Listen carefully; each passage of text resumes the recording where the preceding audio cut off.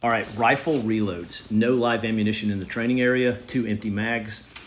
Make sure you're clear and safe, of course. All right, this is how I like to do it. I drop the mag, I leave the gun in my shoulder, reload. I send the bolt forward with my thumb. That is the fastest way to do it, not the palm of your hand. So I like keeping the connection somewhat in my shoulder and also the optic on the eye target line. Here it is again. It's going to be very difficult to beat that. There was a little bobble on that if you even saw that.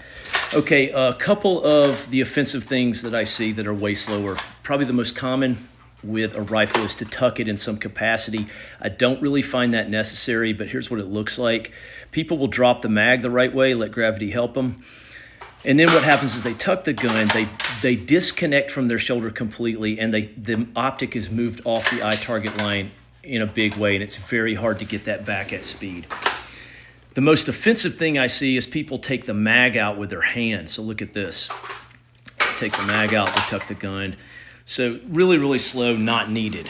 If you want a time, if you're coming off the belt like I'm doing right here, a good time, 2.5 seconds, I think is a pretty good time here. So got a par time. Set this up real quick. About 2.5 seconds.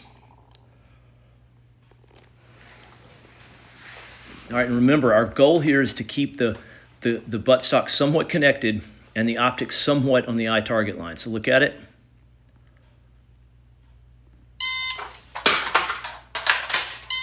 And I made that.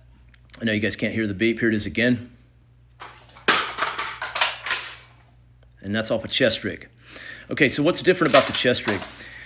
You're not going to be able to grip the magazine the same way off a chest rig, whether it's in pouches like this, or it's bungee retention, or it's a Velcro flap. You're going to end up gripping it much like a pistol mag. So for something like this, I think a 3-second par time is very doable. That's what I'm doing here. So again, look at it, 3 seconds. And just remember, when you're coming off the belt, the bullets on the magazine should always be facing to the rear. When you're coming off a chest rig, again, whether it's bungee retention or Velcro retention, the bullets are generally facing your strong side.